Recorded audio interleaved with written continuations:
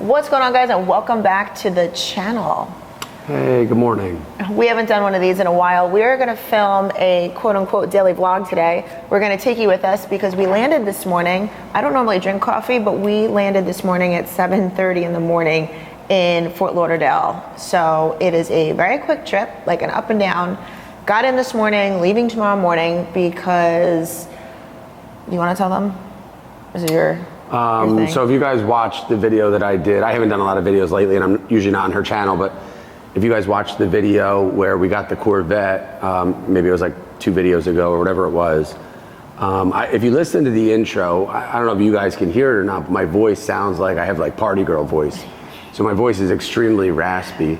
And it's been like this now for a couple months and it's progressively getting worse and worse. And so in that video, I had woken up at maybe 7 or 8 in the morning and just turned the camera on and I started to just film. And it was like the first time I spoke for the day. Like when you wake up, you know, like the first time you start talking, that was like on camera. And my voice was cracking a lot and it was hard to talk. So if we rewind a little bit, a few months ago, I had surgery. I had a deviated septum, which I didn't know I had. I never realized I can't breathe very well. And then I think it started clicking that I can't breathe through my nose too well. So I was like, let's go get surgery. And I had surgery, it was easy. They put these tubes in your nose for like a week afterwards. And then I went back to the doctor. We never even posted the video, but maybe I'll post it here. We went back to the doctor and he had to pull the things out of your nose. How do you feel? I'm scared. Why? I'm scared. She said it's like pulling out a nose hair. Just give me things, I'll do it. You gonna do it? I think that would be worse. This is my first pap smear. Well, you're in the wrong type of chair for a pap smear. Do you think if I was like this when he walked in, he'd be nervous? I'm nervous. Should I put a gown on? Careful. Just tell me when things are gonna hurt. So I'm clipping a little stitch here. Let me know when these things are getting ripped out too. I thought you didn't like details. The septum is definitely tender.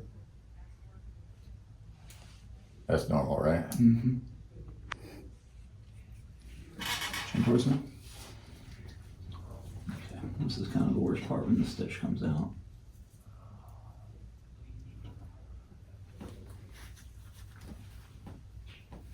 Take your time. Sorry about hitting you. Okay. Just don't kick me. That's why I stand to the side. Is it out? The stitches, and this one splint is out. Oh, that was so easy. I'll get the other one out. And the other one's out. Okay. How do you feel? Afraid to breathe, but Try it. whew, I felt weird coming out, but You do a little spray in there. yeah. And I've been doing that saline yeah. spray too. Yeah, it's perfect. Okay. No, you did a good job. They look good. So a little numbing spray. How far to go in here? Too far.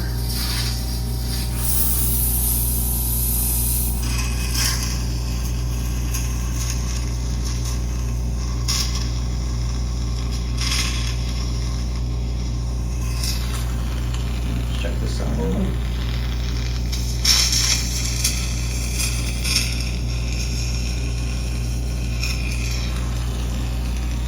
Alright, how you breathing? I haven't breathed yet through it. I'm too afraid. Fine. Sorry. That has a water like crazy. I'm not crying, you're crying. Holy shit. Feels good. Oh, it's like a supercharger on your face. Nice. Awesome. Really? Yeah, I didn't realize how bad. You want to run a mile? It's like effortless. Good. Awesome. And all of a sudden when you breathe, you're like, oh my God, like so much air flies through your nose after you get. Supercharged. Yeah, I was like, my nose is supercharged. I feel the air flying through my face. It was so cool. But I had told him right before my surgery, if I go out at night to like a bar, my voice goes away rather quickly. Like when I try to talk to somebody in a loud room, I lose my voice pretty quickly. And it kept happening at night. And so the doctors kept thinking I had like indigestion or heartburn, and I was like, well, I don't have any symptoms. And they're like, well, indigestion. They put him on medicine, 2 different kinds of medicine for indigestion and heartburn. Yeah, so I was taking pills in the morning and at night, and I was doing like all kinds of He sprays. was taking Tums. Like. And it was like getting worse. And then it got to the point where I would just wake up in the morning and I couldn't talk. So they did an endoscopy where they put a camera down your throat and they look into your stomach, and that doctor was like, you're fine, you have no acid reflux. And I was like, that's what I've been saying. I don't have any acid reflux, I just can't talk. So I went back again to the nose doctor again, told him I'm getting worse and worse. So he put a camera down my nose. Do your nose. Breathe your nose. Good. Stick your tongue out. Good. Okay. Now relax your tongue. Stick your jaw forward like a bulldog. Like that. There you go. Good. Keep breathing.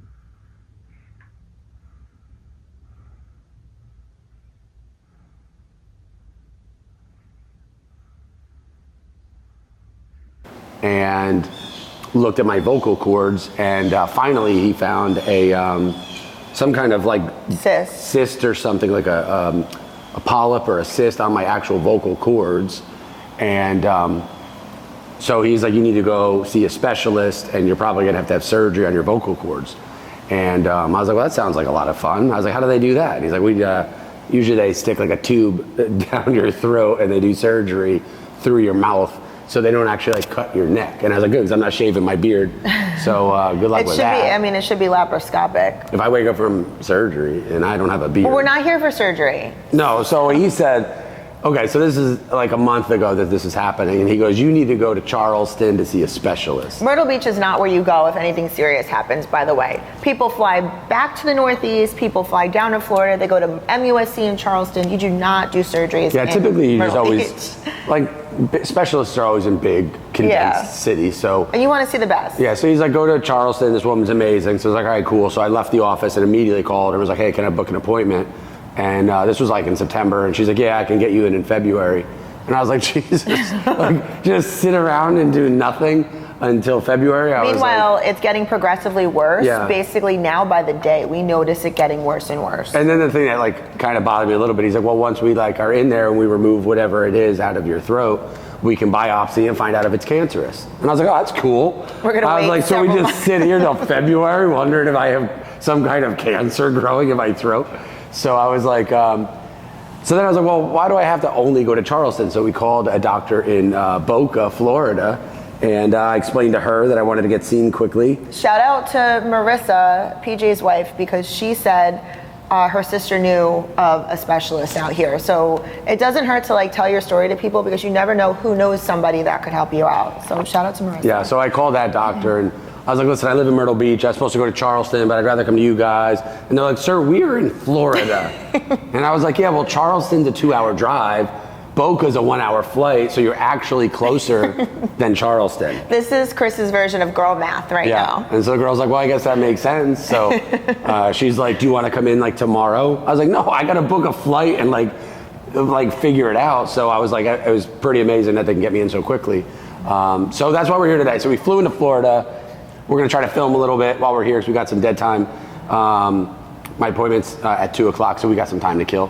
And I'll bring you guys along for the ride, and we'll let you know how the appointment goes and find out what's going to happen and if I'll ever speak again for the rest of my life. So I hope they fix it, because I hate the way my voice sounds. But some people say that they don't hear a major difference.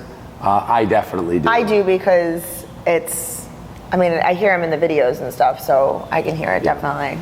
So, so that's it. So we don't know what's really going on, but all of a sudden, I mean, if anybody is listening to this or knows somebody in their family that has had issues with their vocal cords, please comment below, or you can just email me if you want, and I'll put my email down in the description too. But for me, I just don't know why, we didn't know why my voice was just going away. And if I go out and it's loud, it's hard to talk. And then what happens is, and you'll probably see it in this video, is I have to stop and catch my breath, because I have to use so much power to talk. It's literally like I'm flexing my chest and pushing with so much muscle force. So strong. To speak. Yeah, and thank God I'm so strong and jacked. That's why this video is on a fitness channel, because I'm so strong. But I use so much energy to talk. Usually by the end of the night, after dinner, I'm exhausted. So when we go out, and it's 2 o'clock in the morning, I'm barely staying alive, because I'm so tired from using so much energy and emphasis to speak. Mm-hmm. So your veins actually coming out in your head from talking. No, that's because you stress me. That's what that is. This vein, it just pulses when she's around. It's gonna burst. So anyway, if anybody has had any issues, or if they know somebody who's had surgery on their vocal cords or things removed off their vocal cords, please tell me anything that you know about it, because I want to learn and figure this out. But otherwise, I probably will have an answer in a couple hours, and then hopefully we'll be able to update this video and get it all done today. Yeah. So anyway, yeah, we're gonna film some videos, and then we'll be off to the doctors, and then and we'll update you guys on what's going on. Yes. Okay. See you in a few. Bye bye. Doctor's appointment's over. All done. Yeah. Definitely surgical. Yeah. So, I mean, it went well. She stuck the nose thing down, the camera thing down my nose, which I love so much. We didn't film this one. Yeah. No. Well, I know he was anxious. the other doctor didn't care if we filmed, but I didn't know. I didn't want to like. So anyway, she did her nose thing had a camera in it, and so she could see and record video down my vocal cords. So she saw the same thing that the first doctor saw, like some like white looking cyst thing on my vocal cords. So she said we could do surgery, and she can go in and laser it off, and hopefully it might fix my voice. So she seemed pretty confident that it'll fix the voice. So my thing was, and I was like, let's just go in the car and film this, because I didn't tell him how I felt. But when you really start to like think, so we were originally told about this. We were told that, you know, you have the surgery, you have the cyst removed, and worst part is you can't talk for like 2 weeks. And the more, and I don't think it's cancer. Like, I'm no doctor, but like, he doesn't have any, like, he's not losing weight rapidly. He's not fatigued. Like, there's no like. Still extremely sexy. No loss of sex drive. No. Zero loss. So, you know, the normal things people look for. He doesn't have any of that. But when you really start to think about, like, the doctor says, well, you won't be able to talk for 2 weeks. That's what we were originally told. It'd be like peace and quiet now, for you at least. The one constant in my life, because I work from home, I'm in and out of the house, and Chris is like, you're my husband, you're my best friend, but you are literally the person that I talk to all day long. I know, it's annoying. So the thought of not having you to talk to, like, every time I thought about it, I got emotional. And then when she said that you could talk after surgery, as long as she doesn't nick the other side, and she seems pretty confident that she won't, I was like all full of like, it's like good tears, like it's joy. I hope I go deaf during the surgery. You're such an asshole. Oh, God. I want you to have surgery where you can't talk for 2 weeks. I hope you guys love somebody as much as I love this guy. Yeah, so good news. She seemed like it was like a very easy surgery to her. Like, she seemed very like confident. So it kind of made me excited. I don't like surgeries, and they'll stick a tube down my throat, and then they'll put all the machines down that tube and do the surgery. So yeah, so everything else is like safe. I was like, just hurry up and give me the Xanax. Like, let's get that thing pumping quick. So she just because said, I have anxiety now, because I'm a drug addict. So we're looking like 3 weeks out for surgery, but we're gonna call and figure it out exactly. Yep, But I just have to verify our insurance, and then she said she can get me in pretty quick and get it done quickly before the holidays. So yeah, pretty psyched about that. And then she'll send whatever the little thing is out to the lab to get tested, make sure it's not like cancerous, but she doesn't think it is. So that's pretty sweet. So yeah. So that's it. So hopefully I'll get my voice back and I'll sound sexier than ever. And Yeah, because this is awful. yeah, but there is no guarantee. She said that my voice gets better. So we'll see what happens. We're hopeful. Well, that's it for this video. No.